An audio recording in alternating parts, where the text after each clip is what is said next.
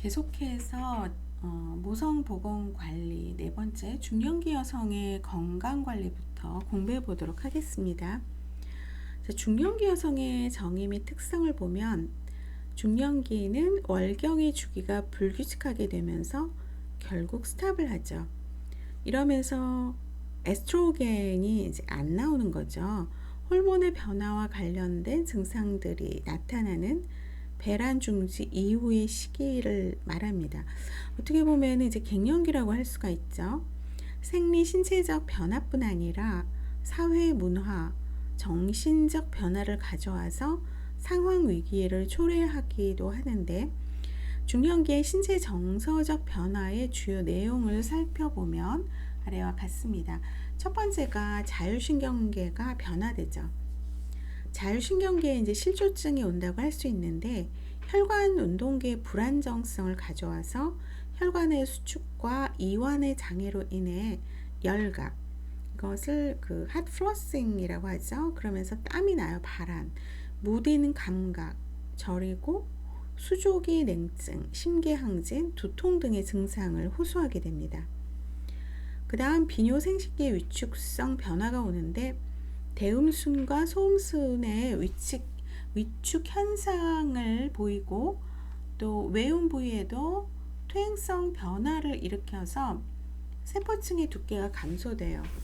그러면 피하지방 조직과 음모가 점차 사라지면서 질벽의 두께가 얇아져서 중년기 이후에 이제 성생활을 하게 될 경우에는 어떤 통증을 느낄 수가 있어요. 그래서 이럴 경우 산부인과나 비뇨기과에서는 에스트로겐 크림을 처방을 해주죠.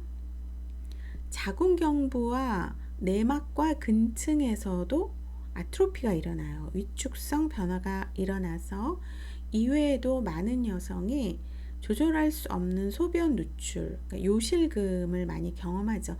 기침할 때 찔끔찔끔 나오거나, 아니면은 줄넘기 할 때 나온다거나, 이럴 때 이제 요실금을 많이 컴플레인 합니다. 심혈관계의 변화, 에스트로겐 결핍으로 동맥경화가 오기 쉬워요. 관상동맥 질환의 발생이 급작스럽게 증가합니다. 골관절계의 변화는 연령이 증가하면 난소 퇴축으로 인한 에스트로겐 감소로 골밀도 감소가 나타나죠. 가족력과도 관계가 있고 식이나 흡연, 지나친 음주와 관련이 있습니다. 이 오스테오포로시스의 전형적인 증상은 신장이 감소하면서 척추 후만증, 요통이 오고 짧아진 허리, 그 다음에 손목이나 엉덩이, 늑골, 추골에 골절이 올 수가 있어요. 그래서 엑스레이나 혈액검사, CT 스캔으로 진단이 가능하죠. 성생활의 변화, 노화에 따른 신체 외모의 변화와 또 폐경을 성적 매력의 상실로 받아들이는 여성은 성욕과 성생활에 부정적인 영향을 받아서 소극적인 성생활을 하는 반면, 또 다른 여성들은 폐경 후 임신에 대한 불안과 피임에 대한 번거로움이 없어져서 행복하고 만족스러운 성생활을 해나갑니다. 이처럼 중년기 여성의 성생활은 개별적 문제로 생리적인 현상보다 폐경이 주는 심리적 영향이 더 중요하다고 할 수가 있죠. 정서의 변화예요. 출산과 자녀 교육에서 이제 역할이 종식이 되고 부부관계가 재정의되는 현저한 생애의 변화를 경험하는 시기인데, 요즘은 이 초혼의 연령이 증가하니까 대부분 이렇게 중년기, 갱년기가 오면은 자식들은 사춘기가 오는 경우가 많아서 이제 호르몬 전쟁이 일어날 수도 있죠. 사회나 가치체계 면에서 중년기를 자아전념, 자아도취, 역할 변화의 시기로 평가하고 재창조하는 시기라고 느끼는 여성이 있는 반면, 아내와 어머니로서의 역할만을 자신의 역할로 여겼던 여성은 텅 빈 집에 홀로 남아 허전함, 비통함을 느끼고 자기 인생의 목적이 상실되었다고 느끼면서 정서적 갈등과 위기를 경험하게 됩니다. 이것을 우리가 이제 빈동지 증후군이라고 하는데, 요즘 엄마들한테 물어보면은, 어머니들께 물어보면 빈동지 증후군이고 뭐고 간에 제발 좀 집에서 나갔으면 한다라는 얘기를 많이 하시더라고요. 그렇다면 이 중년기 여성의 간호중재를 어떻게 해야 되냐? 목적은 신체 변화, 사회의 정신적 특성과 변화에 대한 지식을 제공해서 중년기를 긍정적으로 받아들여서 여성 스스로 극복할 수 있도록 도움을 주고, 배우자 및 가족들의 지지체계를 강화시키는 데 있습니다. 운동은 체력평가에 근거한 운동 처방을 받아서 규칙적인 운동을 하도록 지도하는데, 심폐기능 및 근력을 강화하고 체중을 조절해주며 혈액순환 촉진, 혈중 콜레스테롤 제거, 또 골다공증과 같은 퇴행성 변화를 지연시켜주죠. 걷기나 달리기, 댄스나 테니스, 골프, 수영 등 이런 것들이 도움이 된다고 합니다. 자, 영양관리는 골다공증을 예방하기 위해서 인의 섭취량과 과도한 단백질 섭취를 제한하면서 칼슘과 마그네슘의 섭취를 늘려야 되죠. 빈혈의 경우 철분이나 비타민 B12, 엽산 및 무기질 보충을 위한 식이 섭취 및 보충 영양제 복용을 지도합니다. 심리 정서적 지지. 이 시기 여성의 대부분은 다소간의 심리적 어려움을 경험하기 때문에 적절한 상담과 지지가 필요합니다. 여성의 정신건강을 증진시키기 위해서 폐경에 대한 오해와 편견을 제거해주고 건강하게 받아들여서 대처하도록 도와줘야 돼요. 자신의 내적, 외적 상황에서 오는 스트레스를 극복하기 위해서 이 정력을 쏟을 새로운 대상을 찾아주어야 하며, 새로운 인간관계를 형성하여서 고독과 시리에서 벗어나도록 도울 수 있는 것이 중요하죠. 다양한 관리 방법에 호르몬 대치요법이 있어요. 신체적인 장애를 심하게 호소할 경우 산부인과 의사에게 가면은 에스트로겐을 처방을 해줘요. 그래서 이 처방을 받아서 복용을 해야지, 그렇지 않으면은 유방암이라든가 난소암이나 자궁암에 노출이 될 수가 있습니다. 또 약초라든가 약물요법을 할 수가 있고, 또 생식기 위축 해결 방법에는 질윤활제, 수분 섭취 장려하고 케겔 운동이 많이 도움이 되고요. 그 다음에 유방암과 자궁암 진단의 중요성을 교육을 시켜야 되고, 고혈압이나 당뇨, 관절염 등 만성질환 예방 및 관리 교육을 실시하는 게 중요하죠. 모성 인구 집단 대상의 간호 사업을 플래닝할 경우에 첫 번째가 이제 지역사회 사정이 있어요. 자, 지역사회 사정에서는 중요한 게 보면은 이제 지역사회 특성을 봐야 되죠. 그래서 이 지역사회 어세스는 모성건강 관련 사업 간호기획의 첫 단계예요. 그러면 우리가 어세스를 하기 위해서 데이터를 컬렉션하고 또 애널리시스 하려면은 지역사회 특성이라든가 모성인구 현황이라든가 지역사회 자원 현황 및 서비스 제공 수준, 건강 수준을 알아봐야 돼요.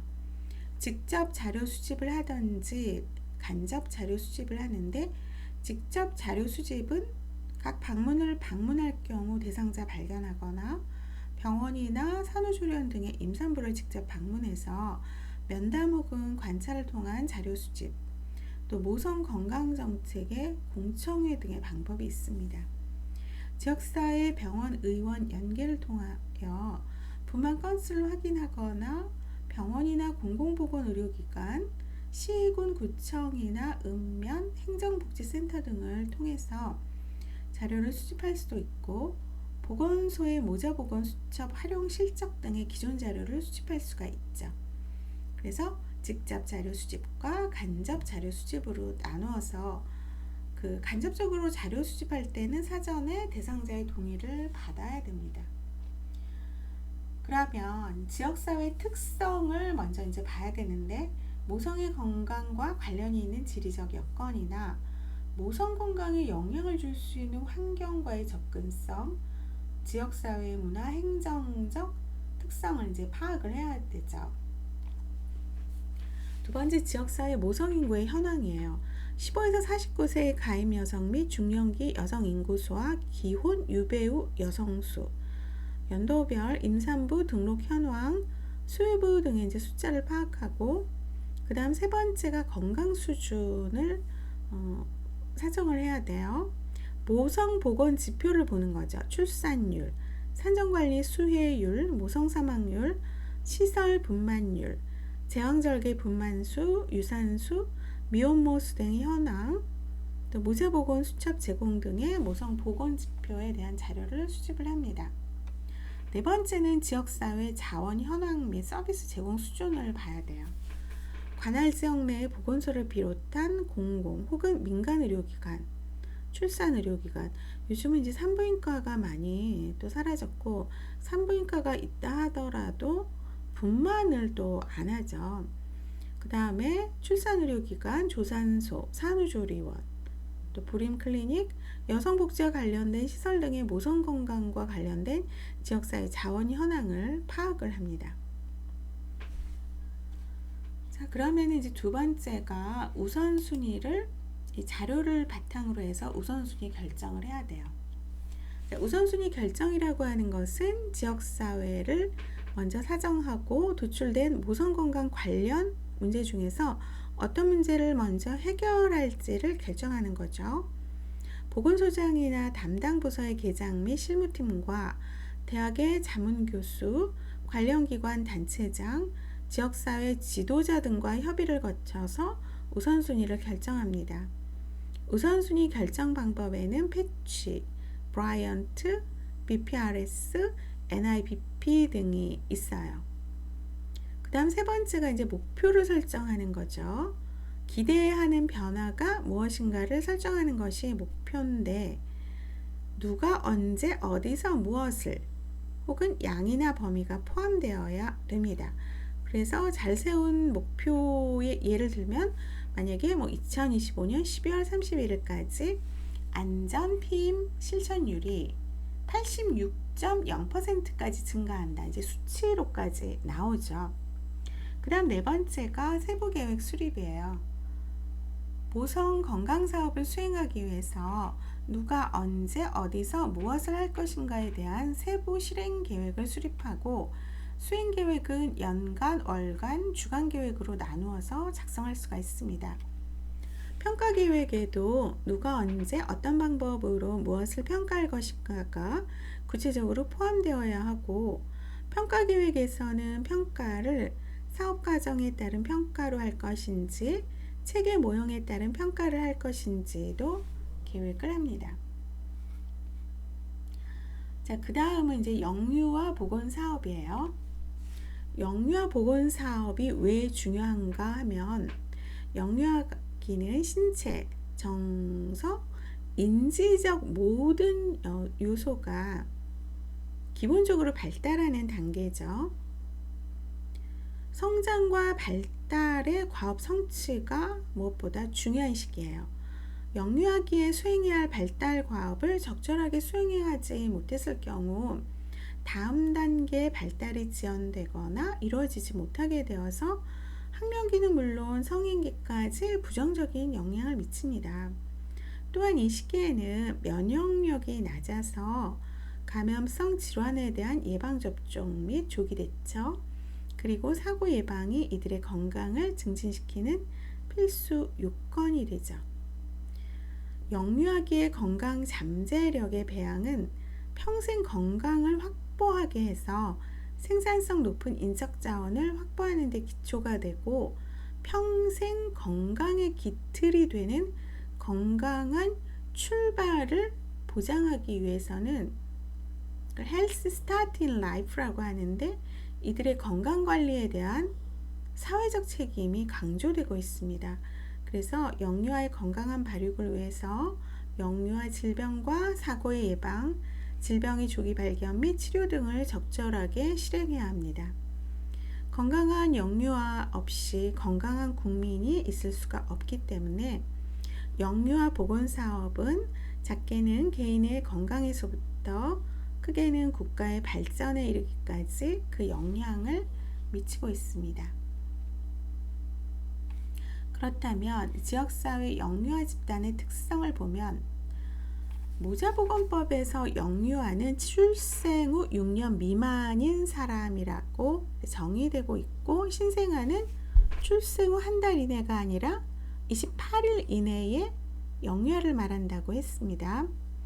신생아는 출생 후 모체 내 생활로부터 외부 생활로 적응하는 시기이고, 신생아 사망이 영아 사망의 3분의 1을 차지하기 때문에 신생아 사망 원인을 고려해서 관리하는 것이 중요해요. 신생아 관리에서는 체온 유지, 그 다음에 기도 유지, 감염 예방을 위한 제대 처리 및 관리, 위생적인 수유 관리, 깨끗하고 따뜻한 환경 유지가 포함이 됩니다. 특히 선천성 이상아와 선천성 대사 이상아의 조기 발견에 따른 관리가 필요하죠. 영유아는 신체 정서적으로 뚜렷한 변화가 있는 시기예요. 감염병과 사고에 노출될 기회가 아주 많이 증가하죠. 따라서 성장 발육에 대한 계속적인 관찰, 영양 공급, 이유와 보충 시기, 예방 접종, 사고 예방, 구강 관리와 정서 지도를 중심으로 관리를 해야 돼요. 이때 이제 유치가 많이 나오는데 유치가 튼튼해야 이제 그것을 유치를 중심으로 해서 영구치도 튼튼해지거든요. 어린이집 아동의 건강관리와 유치원 아동을 비롯한 학령정기 아동의 건강검사 실시 등이 지역사회 영유아 집단에서 고려되어야 하죠. 자, 그렇다면 영유아 건강관리 사업의 첫 번째가 신생아 건강관리가 있어요. 미수가 선천성 이상아 의료비를 지원을 하는데, 이 목적은 지역사회에서 미수가 및 선천성 이상아 대상 의료비를 지원해서 이 환아 가정의 경제적 부담 완화 및 미수가 등 고위험 신생아의 건강한 성장 발달을 도모하기 위함이죠. 선천성 이상아란 선천성 기형 또는 변형이 있거나 염색체 이상이 있는 영유아를 말합니다.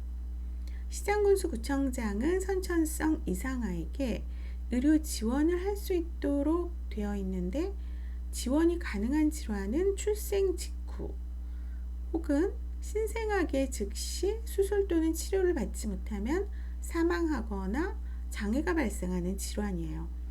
주로 치료비가 많이 소요되는 식도폐쇄증, 장폐쇄증, 항문 직장기형, 선천성 횡격막 탈장, 제대 기저부 탈장 및 그 외 신생아기의 응급수술 또는 치료를 받아야 할 질환 등 주요 다빈도 선천성 이상아 5대 질환이 포함이 됩니다. 두 번째, 선천성 대사 이상 검사 및 환아 관리인데, 이 검사는 선천성 대사 이상의 유무를 조기에 발견하고 치료하고, 그 다음에 특수 시기 등을 지속적으로 지원함으로써 정신지체, 멘탈 리타데이션 등 장애 발생 사전에 예방함을 목적으로 하죠. 선천성 대사 이상 검사 항목을 보면 페닐케톤 유증, 갑상선 기능 저하증, 갈락토스 혈증, 호모시스틴 유증, 단풍 당뇨증, 그 다음 선천성 부신 과형성증의 6가지 종류가 있습니다. 선천성 대사 이상 질환 같은 경우에는 태어날 때부터 일부 단백질 효소의 결함이나 혹은 부재 등으로 우유나 음식의 대사산물이 뇌나 신체에 독작용을 일으켜서 회복 불가능한 손상을 주는 질병이거든요. 선천성 갑상선 기능 저하증 및 선천성 아미노산 대사 이상증 등 이런 거는 이제 정신박약을 초래해요. 그래서 이러한 질환이 300종류 이상이나 되며 이 중 70여 종 이상이 선천성 대사 이상에서 기인을 합니다. 이러한 질환은 임상 증상이 미약해요. 신생아계에는 아무런 증상이 나타나지 않다가 6개월 이후에 여러 가지 증상이 나타날 수가 있습니다. 그래서 대뇌나 간이나 신장, 안과 기타 장기 등의 손상을 주기 전에 병의원을 찾아서 조기 진단해서 치료를 시작하는 것이 아주 중요하죠. 검사는 언제 하냐면 생후 48시간 후에 7일 이내에 젖을 충분히 섭취한 후 2시간 이내에 모유나 우유 섭취량이 적은 미숙아의 경우에는 일주일이 지난 후에 발 뒤꿈치에서 충분히 체열해서 검사를 합니다. 선천성 갑상선 기능 저하증을 가진 아기를 생후 1개월 이내에 치료하면 완전히 정상화로 자라고 3개월 이내 치료하면 85% 정도가 정상이 됩니다. 매일 아침 갑상선 호르몬제를 한 번씩 먹는 것으로 치료가 되고 특수 분유나 식이요법에 의해서 예방할 수도 있어요. 그 다음 선천성 난청 검사 및 보청기 지원이에요. 난청 조기 진단의 목적은 선천성 난청을 조기 발견해서 재활치료를 통해서 언어나 지능 발달 장애, 사회 부적응 등의 후유증을 최소화하는 등 난청으로 인한 사회적 부담을 경감하기 위함이죠. 선천성 난청은 이 선천성 질환 중 발생률이 아주 높습니다. 언어 및 학습 장애를 초래할 수 있어요. 신생아 1000명당 1명에서 3명이 양측 고도 난청이 발생하고 난청의 위험 요인으로는 가족력, 풍진 이런 것인 태아 감염이죠. 저체중 출생 등이지만 원인 불명의 선천성 난청이 약 50%를 차지하고 있어요. 그래서 선진국에서는 전체 신생아를 대상으로 청각 선별 검사를 실시하고 있습니다. 출생 후부터 소리에 노출되어 언어를 배우는 영유아가 청력 손실이 있을 경우에 소리 자극의 감소 및 부재로 인해서 언어 장애 및 지능 발달 지체도 발생할 수가 있죠. 선천성 난청 여부는 출생 직후부터 기기를 활용한 선별 검사로 확인이 가능합니다. 그래서 출생 직후 조기에 발견해서 재활치료, 보청기를 착용하거나 인공 와우 이식 이런 것 등을 하면 언어지능 장애가 최소화가 되죠. 그래서 정상에 가까운 사회생활이 가능하고 장애인으로 평생 소요되는 비용을 고려해 볼 때 비용 효과 면에서도 아주 효과적이에요. 모자 보건 수첩 활용과 연계해서 난청 환아 등록 관리를 실시하고 있습니다. 그 다음에 이제 영유아 건강관리에서 건강진단 같은 경우에는 모자보건법 시행 규칙에 있거든요.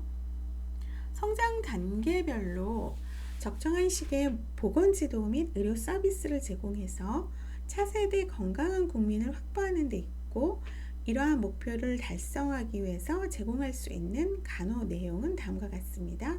주기적인 건강검사 및 건강상담, 감염병 예방을 위한 기본 예방접종과 추가접종, 균형 있는 식사와 영양분 섭취, 유치 및 치아 건강관리에 대한 부모 교육 및 시설 소개, 사고 예방과 안전교육, 정서 지도, 또 성장 발육에 도움이 되는 신체, 정신, 사회, 환경적 요소에 대한 보건교육, 시력관리, 장애아 예방 사업이 있어요. 자, 건강진단을 보면 신생아는 수시, 영유아는 출생 후 1년 이내 1개월마다 1회, 출생 후 1년 초가 5년 이내는 6개월마다 1회입니다.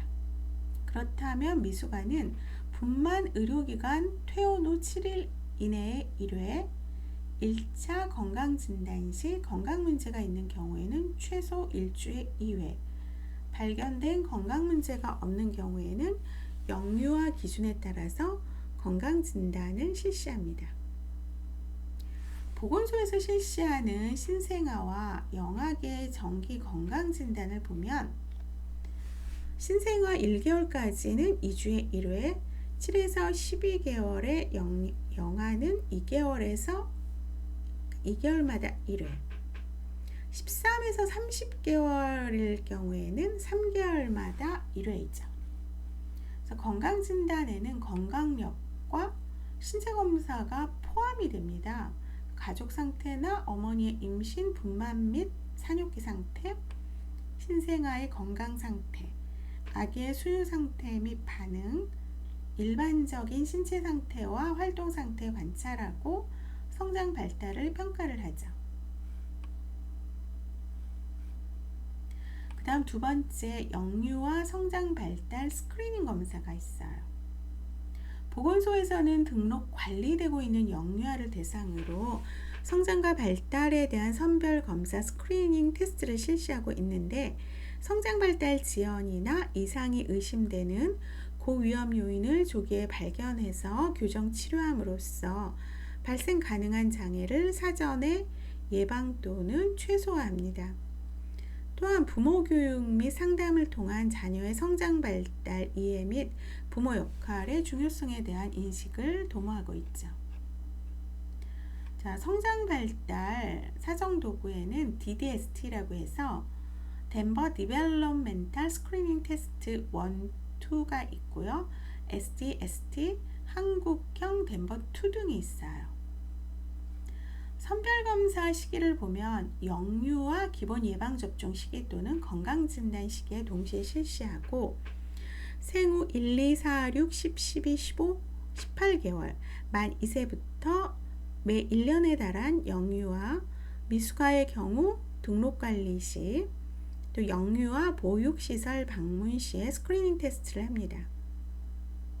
성장발달 스크리닝 검사 항목은 원령에 따라 체중, 신장, 부위 등 신체 크기 변화를 성장 곡선에 따라서 파악하고, 발달은 운동, 언어, 정서, 사회성, 인지, 적응 등 분야에 걸쳐서 각 정해진 시기에 적절한 기능을 습득했는지 파악을 하는 거죠.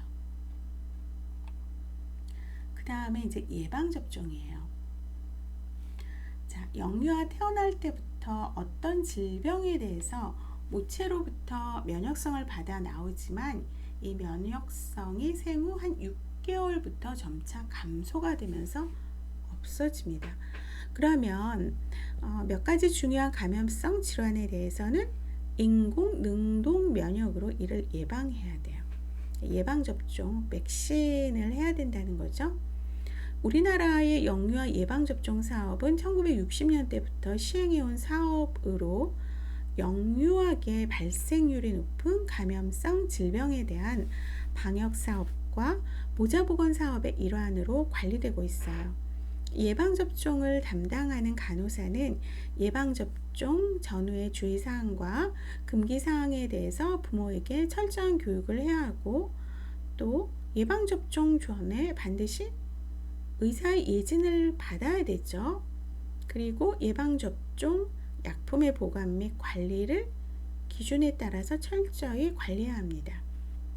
질병관리청에서는 2000년 6월부터 안전하고 편리한 예방접종을 위해서 소아 예방접종 기록 전산화 사업을 추진해서 초등학교 입학 시에 예방접종 기록 제출을 의무화하고 있습니다. 또한 2015년부터 어린이 국가예방접종 무료 시행 및 소아 A형 간염을 포함한 항목을 확대해서 실시하고 있죠. 각 지역별 국가예방접종 지정 의료기관은 지역보건소 홈페이지, 예방접종 도우미 홈페이지 또는 예방접종 어플리케이션을 통해서 검색할 수가 있는데, 그 네이버에 보면은 예방접종 도우미 홈페이지를 치면은요 다 나와 있어요. 그래서 국가예방접종 사업은 어린이 국가예방접종 지원사업, 또 B형 간염, 주산기 감염 예방사업, 취약아동 예방접종 확인사업, 예방접종 등록사업, 정기 예방접종 사전 알림 안내 서비스가 있고, 전국 어느 보건소에서나 자녀의 예방접종 기록을 확인할 수가 있어요. 그러면 누락을 방지할 수가 있고 중복 예방접종도 방지할 수가 있어요. 또 개인과 지역사회의 면역 상태를 파악할 수가 있기 때문에 예방접종 백신의 안전성 확보와 효율적인 평가가 가능해져 있고 감염병 예방에 크게 기여하고 있습니다. 자, 이거 표준 예방접종 일정표는 그거는 참고를 하시길 바랍니다. 그 다음에 이제 구강 관리예요. 유치가 모두 20개이고 대개 출생 후 2년 반이 되면 다 나오죠. 영구치는 32개이고 6에서 8세부터 유치인 뇌절치가 빠지고 영구치가 솟아나고 또 제2대구치는 12에서 14세 때 나옵니다. 치아가 나면서부터 충치균에 노출되기 때문에 수유 후에는 보리차를 마시게 하거나 젖은 꺼즈를 손가락에 감아 부드럽게 치아를 닦아주어야 하고요.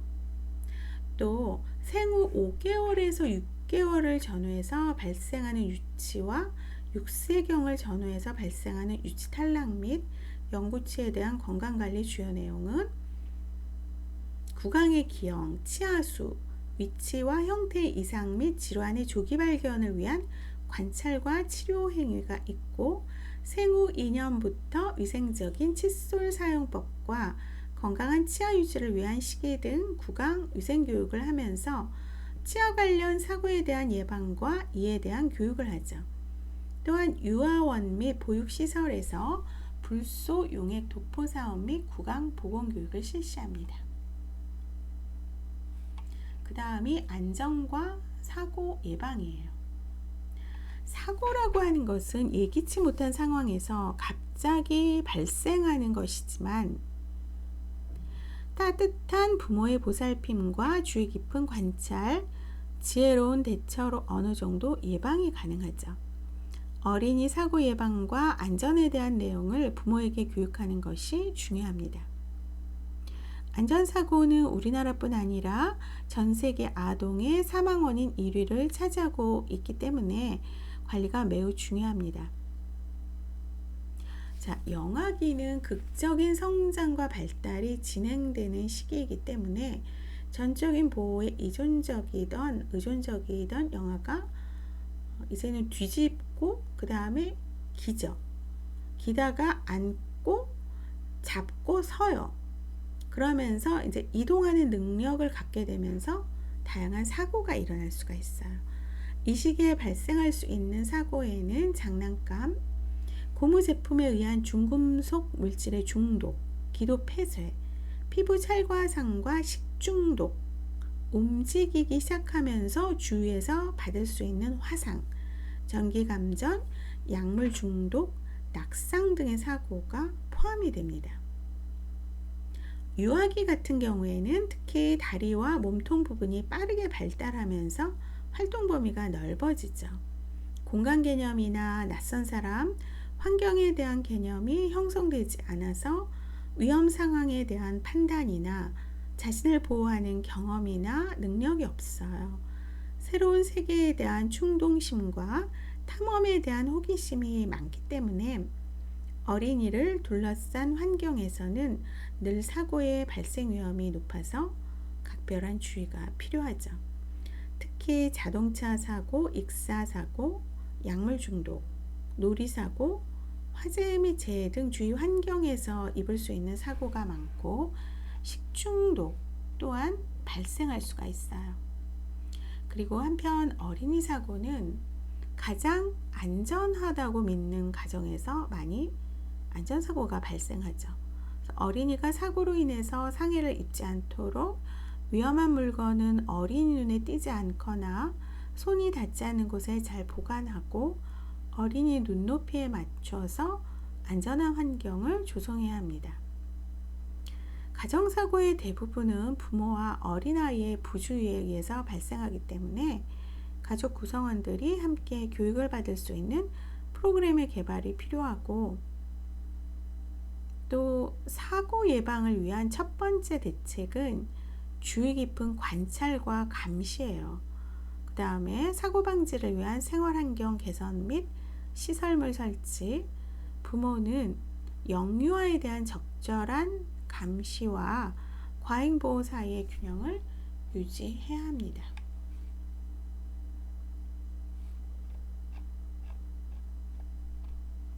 그 다음에 장애아 관리예요. 자, 장애아라고 하는 것은 선천적 혹은 후천적 요인에 의한 신체, 정신 및 사회적 결함을 가진 아동을 말하죠. 장애아를 예방하고 조기 발견하기 위해서는 산정관리 및 분만관리를 철저히 해야 하고 선천성 대사 이상 검사를 실시하여서 선천성 이상을 조기에 발견해서 치료를 해야 합니다. 또한 선천적 장애 이외에도 사고로 인한 후천적 장애 발생이 가능하기 때문에 사고 상해 예방도 중요합니다. 그렇다면 장애아 관리는 어떻게 해야 될까요? 자, 지역사회 내 장애아에 대한 정확한 실태 파악, 의료 및 사회시설에 대한 사용을 지도하고 장애 정도가 그 이상 진행되거나 악화되지 않도록 육체적 건강을 도모하고 정신적 건강을 유지하면서 정서적으로 원만한 성장 발달을 하도록 돕는 거예요.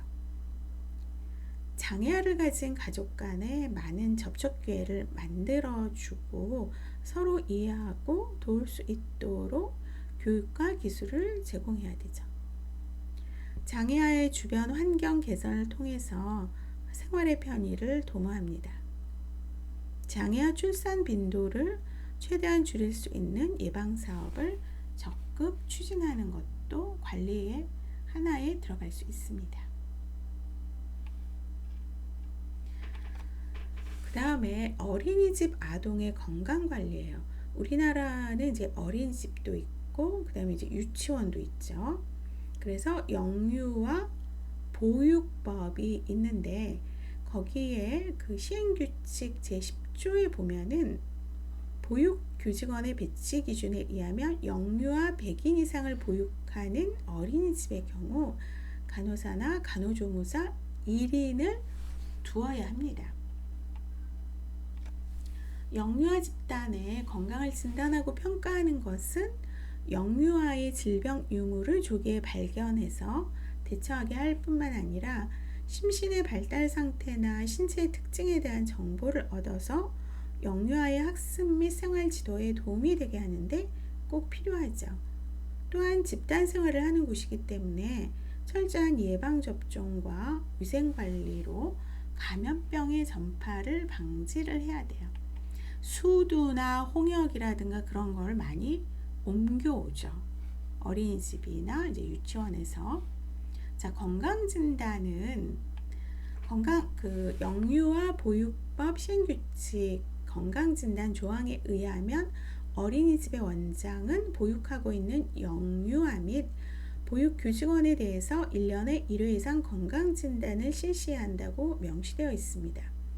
보호자가 별도로 건강검진을 실시해서 검사 결과 통보서를 제출한 영유아에 대한 건강진단은 이를 생략할 수가 있어요. 그래서 건강진단의 항목에는 신체계측, 시력검사, 구강검사 등 영유아 발달 단계에 따라서 필요한 항목이 포함되어야 하고 건강진단을 실시한 결과 치료를 요하는 영유아에게는 그 보호자와 협의에 의해 필요한 조치를 해야 합니다.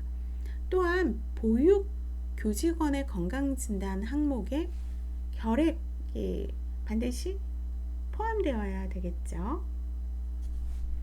자, 어린이집 원장은 건강진단을 실시한 결과 감염성 질환에 감염된 것으로 밝혀지거나 의심되는 영유아 및 보육교직원을 보육시설로부터 격리시키고 감염성 질환에 감염된 것으로 밝혀지거나 의심되는 보육의 교직원은 격리, 휴직 등의 근무 제한 조치를 할 수 있습니다.